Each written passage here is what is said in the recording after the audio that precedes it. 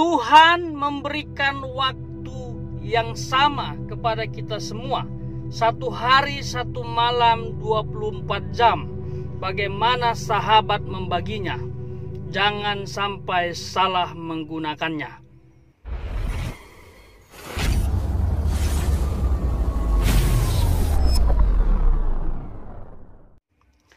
Shalom sahabat KP yang diberkati Tuhan. Pada kesempatan ini kita akan bicara tentang waktu. Nah, bicara tentang waktu ini penting ya, agar kita bisa mempergunakannya dengan baik. Hal ini sesuai dengan firman Tuhan. Pergunakanlah waktu yang ada, karena hari-hari ini adalah jahat. Kenapa ada perintah untuk mempergunakan waktu? Karena banyak orang tidak menggunakan waktu dengan baik. Waktu itu Tuhan yang empunya, Tuhan yang menciptakan, Tuhan yang mengontrol untuk kita. Tidak ada manusia yang hidup di dunia ini tanpa waktu. Ya. Waktu itu Tuhan yang ciptakan untuk kita jalani. Tidak ada satu oknum pun hidup tanpa waktu. Ingat itu. Nah, karena Tuhan yang ciptakan, Tuhan yang kasih, jangan sampai kita tidak menggunakannya dengan baik. Itu sebabnya ada firman Tuhan yang mengatakan, pergunakanlah waktu yang ada. Sebab hari-hari ini adalah jahat. Nah, seperti apa kita harus menggunakan waktu ini? Ya. Waktu yang diberikan Tuhan itu harus digunakan untuk membangun hubungan yang intim dengan Tuhan. Karena memang kita diciptakan untuk itu. Kita diciptakan untuk kemuliaan Tuhan. Sehingga yang pertama, kita harus mempergunakan waktu untuk membangun relasi kepada Tuhan. Supaya kita berjalan sesuai dengan rencananya. Sesuai dengan ketetapannya. Ada 3 ya, jenis waktu yang harus kita jalani dengan baik. Kita responi dengan positif. Yang pertama, waktu yang berasal dari kata Yunani kronos. Itu adalah waktu yang berjalan secara teratur, sistematis, berjalan maju, tidak mungkin mundur. Ya, contohnya adalah jam. Bagaimana kita membangun keseharian kita dengan waktu? Bagaimana kita membagi waktu kita untuk kehidupan ini? Ya. Kita harus bisa membangun waktu kita dengan baik. Waktu membangun hubungan dengan Tuhan. Waktu belajar. Ya. Waktu mempersiapkan diri untuk masa depan. Waktu mempermuliakan Tuhan. Ya. Waktu melayani Tuhan. Itu kita harus persiapkan. Ya. Kronos itu adalah waktu yang diberikan Tuhan untuk persiapan menggapai masa depan. Banyak orang gak menggunakannya. Kronos itu berlalu begitu-gitu saja. Ya, gak ada lagi yang namanya belajar. Gak ada lagi yang namanya membangun hubungan dengan Tuhan. Berdoa misalnya, praise and worship misalnya, membaca Alkitab misalnya. Tidak ada. Kronos berlalu begitu saja. Ini disebabkan oleh malas. Ya, bahaya. Ya.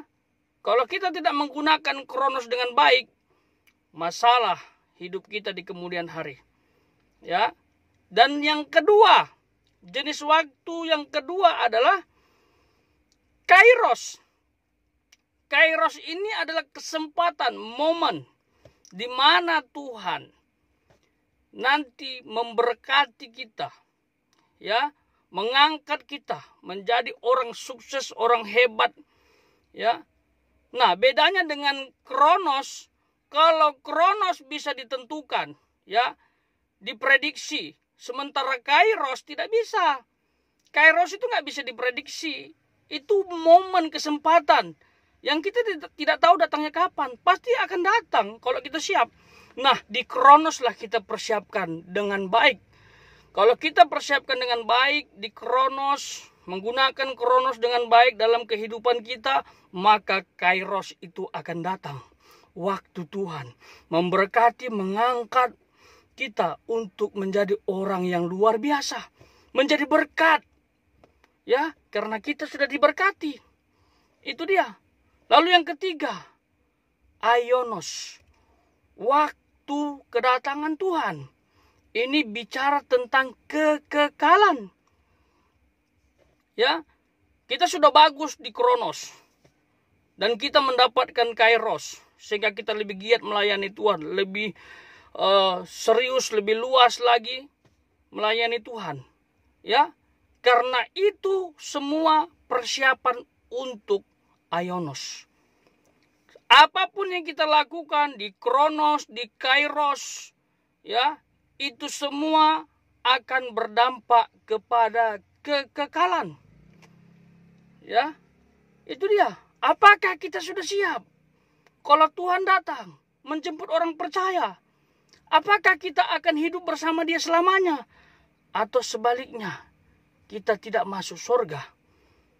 Ayo, saudara, ini menjadi perenungan buat kita. Itu sebabnya pergunakanlah waktu yang ada, sebab hari-hari ini jahat. Nah, kata jahat ini bisa mengarah kepada beberapa hal. Yang pertama, iblis. Ya, hati-hati. Iblis selalu mempengaruhi kita. Ingat, ada tipu daya iblis di balik waktu. Iblis akan buat kita tidak bersemangat menggunakan waktu yang ada. Iblis akan buat kita menjadi pemalas.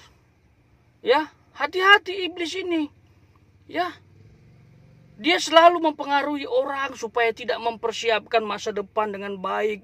Dia selalu mempengaruhi orang supaya tidak membangun relasi dengan Tuhan dengan baik.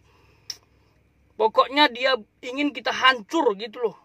Makanya kenapa ada orang tidak berbuat apa-apa dan tidak menjadi apa-apa di masa yang akan datang. Karena memang iblis berhasil menang. Mempengaruhi dia untuk tidak mempergunakan waktu yang ada. Lalu yang kedua, orang lain bisa juga mempengaruhi kita. Ya, mempengaruhi kita. Itu pun dipakai iblis. Ya, mempengaruhi kita untuk jahat. Ya, menjauhi Tuhan. Untuk apa kamu ibadah? Untuk apa kamu belajar? Hati-hati dengan godaan ini. Ya, apalagi pencemooh. Wah, hati-hati ya. Sok suci loh. Untuk apa itu? Hubungan dengan Tuhan. Allah, Tuhan itu nggak ada. Tuhan nggak peduli samamu. Tuhan tidak memberkatimu. Itu. Orang lain juga bisa dipakai iblis untuk mempengaruhi. Dan yang ketiga termasuk diri kita. Daging ini. Daging, keinginan daging. Ya. Hati-hati dengan keinginan daging. Hawa nafsu yang selalu kontras dengan roh. Roh kita ingin memuji, melayani Tuhan. Ya. Tapi daging kita tidak. Ya. Roh penurut tetapi daging lemah. Ingat itu, sahabat KP dimanapun berada. Tapi dalang dibalik semuanya adalah Lucifer. Dia berusaha untuk menggoda kita dengan timnya. Ingat, saya pernah sampaikan bahwa iblis punya strategi yang luar biasa. Dia bisa pindahkan medan pertempuran, medan peperangan. Ini secara spiritual ya. Tujuannya hanya untuk menjatuhkan anak-anak Tuhan. Oleh sebab itu, sahabat KP dimanapun berada, hati-hati tipu daya iblis di balik waktu yang Tuhan kasih. Ya, waktu yang Tuhan kasih itu untuk membangun hubungan yang intim dengan Dia, supaya semua ciptaan itu berfokus kepada Tuhan, mempermuliakan Tuhan. Ya, itu dia. Lalu ciptaan itu belajar dan menjadi berkat untuk sesama. Karena kehidupan kita ini persiapan masa depan, bahkan jauh ke depan adalah kekekalan. Itu dia. Hati-hati ya. Iblis bukan lawan yang gampangan. Kadang-kadang kita sulit menebaknya. Kadang-kadang kita sulit untuk memahaminya. Tapi yang jelas bersama Tuhan kita bisa. Ya. Kalau kita membangun hubungan yang intim dengan Tuhan, ya, maka kita akan dikontrol dan dilindungi Tuhan. Ya. Dan persiapkan dirimu untuk masa depan. Gunakan Kronos dengan baik dan bersiaplah menerima Kairos dan Aionos. Tuhan menjemput kita.